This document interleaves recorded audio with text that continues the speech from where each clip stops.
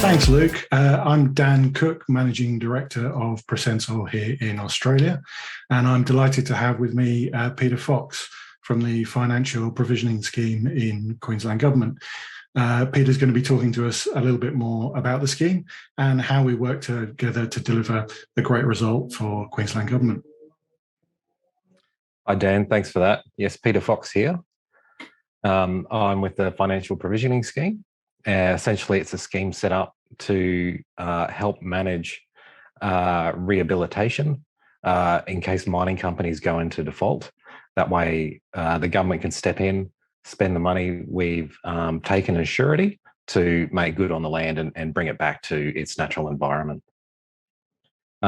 We've been working with you, Dan, and Procensol since before the legislation that enacted the scheme went live.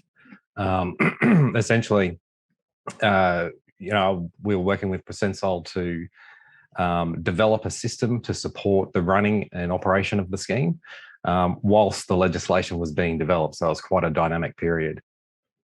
Yeah, absolutely. I think it was one of the more challenging sort of projects that we've done, because we were not only up against the time pressures of having a new piece of legislation about to be passed and obviously having to have the system stood up in time for that, but we were having to adapt to changes along the way. I mean, when we arrived on site, the Act was fairly far advanced in its draft, don't get me wrong. It's not like we were starting from nothing, but obviously there was that risk of changes being introduced by different parties at different times before the Act was finalised and the system finalised along with it. So yeah, certainly some increased risk of change there.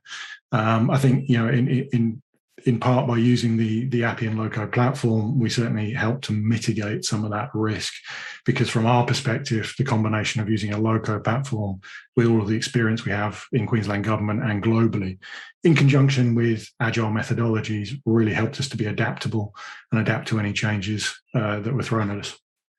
And there were plenty of changes, weren't there, Dan? We're working with multiple government departments. So yeah. There were two other departments and also our own corporate finance team, which again run their own software. And as far as late changes or changes to the program go, not 6 months before we went live, corporate finance decided not to run the general ledger for us. So Procensol had to build that general ledger to run as a sub-ledger for our corporate finance program, which was a big change late in the piece, wasn't it? No, it absolutely was. Not a small undertaking. But I think, through collaboration with both corporate finance and with yourselves and the team, and the fact that we were all working closely together, it was a decision we arrived at and took jointly, and therefore we all had buy-in. And whilst changes late in the day, especially around the finance space, are always more challenging, I think as a team we adapted to those and we got those changes in place in time, and it's been highly successful from that perspective. I mean, I think picking up on your point as well around the interdepartmental nature of the program, it's really kind of one process that spans 3 departments and involves your own corporate finance. So there are a lot of different stakeholders involved and a lot of different teams that we had to liaise with and really pull together and understand each other's requirements and to understand each other's systems, etc., so that we could get the best out of everybody and get the best result, in time for the Act being passed. Yeah, and it wasn't an easy build either because of the timeframes involved in our workflows, especially across all departments. For example, we have an application lodged with one department. It goes through their work and their approvals. It then goes to a second department, goes through their internal working and approval. It then comes to us, where we undertake, risk assessment, billing for surety, that sort of process. And then we circle back to that first department to say, okay, everything is in place. You may now allow to be registering the mining license. Some of these processes, I mean, that's a very sort of simple process flow there, but some of those processes have timings built in that they have 6 months in which to accept from an indicative decision to a formal approval. And then within our process as well, we have our own sort of 6-month timer built in. So these processes can go anywhere from turning around in a day to turning around, in the course of 12 months. So it is complex. Yeah, it is, and I think you absolutely sort of nailed that point around some of the complexity, and and especially around the timing aspect of it. You've got some particularly long-running sort of timeframes there, and the sort of transactional nature of notifications coming in through integrations from the departments. You can have multiple transactions happening over a very short space of time that have to be dealt with for one environmental authority. You can have particularly complex transactions as well. So you can have multiple environmental authorities being rolled up into a single one in an amalgamation. And equally, you can have large environmental authorities being split and de-amalgamated down into multiple EAs. And obviously there's a financial assurance and a financial component associated with each of those that you guys then have to deal with and process. And I think that was probably one of the bigger elements of the financial side of the system, was the fact that we're not just dealing in cash, but we're also dealing in non-cash. And that brings its own set of complexities with it. Yeah, that's right. So becoming a true ledger ourselves, we've had to go back to that old T-based accounting methodology, making sure that, we have all the right in and out general ledger accounts in the background to support a strong audit framework. But we're also dealing in cash and non-cash, so bank guarantees, for instance.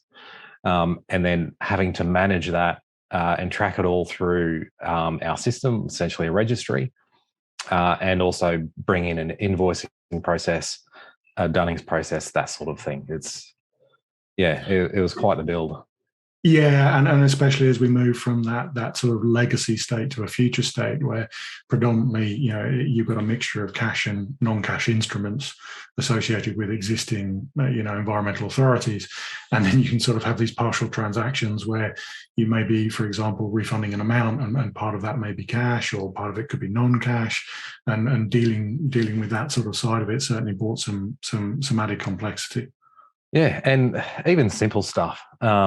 That we didn't, I suppose, in our original requirements way back before even I started on the project, has surfaced and become a major part of our day-to-day transactions. And that's simply companies swapping out one bank guarantee for a different bank guarantee because they've, either swapped banks or found a better rate.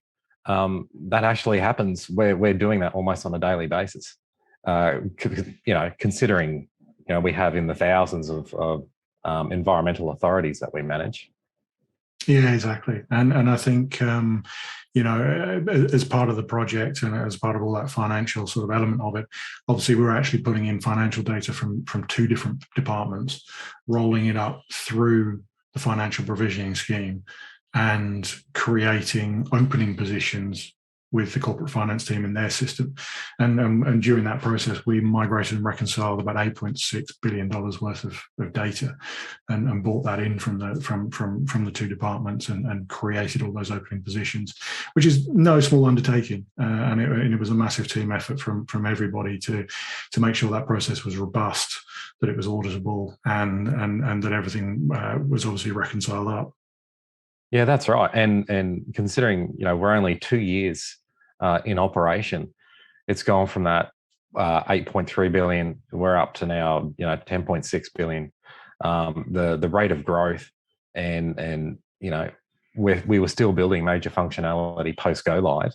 The fact that we could all do this in parallel is a really, really good testament to the team and to the relationships, I think, which was an important part of this project that we've established across the three departments in order to cut the bureaucratic red tape, get things done, get buy-in, make sure that when one system makes a change that all the others aren't impacted and things like that. Yeah, absolutely, and that collaboration was key. And then I think another thing that I think we recognise as well is that From that point, we've gone live. The way your business operates has evolved, and we've evolved the system and refined the system. And we continue to make small improvements, and working on the Appian low-code platform allows us to be quite agile with that, and allows us to make these small improvements easily to really best suit the way your business is operating, and how you find new operational efficiencies, and inevitably over the next few years the scheme will evolve, and things will change, and we've got the ability to change the platform, comparatively easily to map to that. Well, that was, that reminds me of a really good example, actually, of we're about a year in, and being a government department, we're heavily audited. Audit found a number of things that, there wasn't anything wrong going on. It's just that we can be doing our double checks, more preventative type of checking rather than retrospective. And, through Procensol and Appian, we're able to get audit logs created. I know you, Dan, you threw a whole bunch of resources at it, and we got it all knocked over in a month. And we passed audit with flying colours. And then that has set us up going forward to continue on in that vein. Yeah, absolutely. And I think, as people think of new ways that they could potentially put fraudulent transactions through systems, and new threats evolve out there in the wider community, not only have you got us helping you to adapt the system and bring improvements to the system as these threats emerge, but also working with the Appian platform, we get continual updates from them, and they're always watching. You're on a cloud-based system with Appian, and they're always monitoring for those threats and upgrading the platform to ensure the high security standards are met. Yeah, and talking of threats, COVID.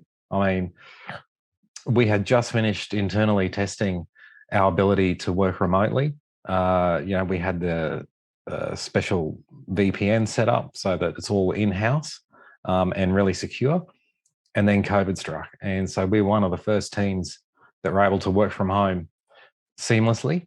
And our model was then replicated across the rest of the department so that they could work from home. So, that was some good work on your behalf and Appian as well to get us to that position early on. Yeah, and we've seen that with a number of departments that we've worked with, that ability to switch seamlessly to different places of work. And I think COVID has already tested those systems out, and we passed those tests with flying colours for all of our customers that are running the Appian platform. In terms of just sort of touching on things that work well, lessons that we learned along the way, is there got any sort of tips or lessons, and learnings that you could take from this? Typical for every project, I think, is communication. You guys particularly helped out with that. I think through running and hosting a series of design sessions, requirements, you're able to facilitate the three departments coming together to workshop, the broader process through the three departments, and then break that down into, what we require for our work within our own sort of unit was critical, and getting sufficient buy-in from everyone. And making sure that we had the right people on board that had the belief in it and were committed to achieving a successful outcome was absolutely critical. Yeah, completely agree. And I think you and the team up at the financial provisioning scheme were also critical to that. Bringing that authority and that will, and you empowered the rest of the team and the other departments to achieve a successful outcome. And I think it's also about it's getting the best out of each of us, and it's also about making compromises. Where we can help out other departments and other people to make their life easier, but it might mean a little bit more work for us. it was about give and take, and I think that kind of collaborative working relationship we all have really helped to deliver a good result. Yeah, and to that point, 3 months before going live, we had a good look at the current system build, and we were at a position of, well, we're not going to make it. And thankfully, you were able to dial up your involvement and effort. You brought in Scrum Manager, got the velocity rate back on track, and we were able to deliver the product on time. So that kind of flexibility in your service provider, your developers and things like that was a saver really for going live on time, as legislation had passed. Yeah, and I think it's part of the approach we take. We very much partner with our customers and our other partners that we bring to the table in the industry. For us, it's about a long-term partnership. It's not about one project. It's about working collaboratively across the board and working together to get the outcome we all need. Mm. Yeah, that's right. And for us, well, for you guys.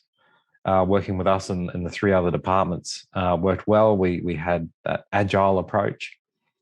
Some components used a more waterfall methodology in their project management.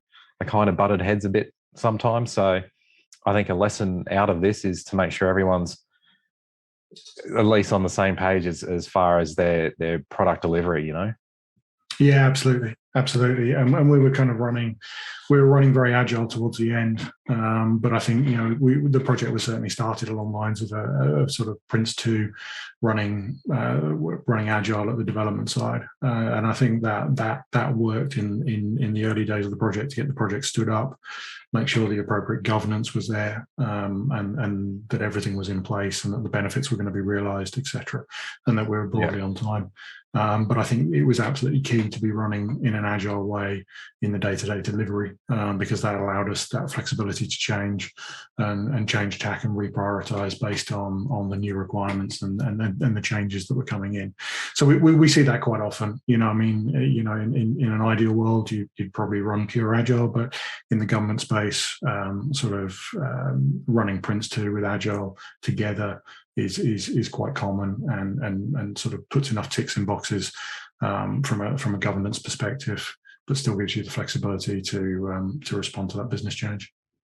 Yeah, that's right. Well, look, thanks for your time, Peter. Really appreciate the conversation, and hopefully everyone's found that useful and insightful. And certainly from my perspective, feel free to connect with me or reach out with me. Thank you for your time. Cheers. Thanks, Dan. Thanks, everyone.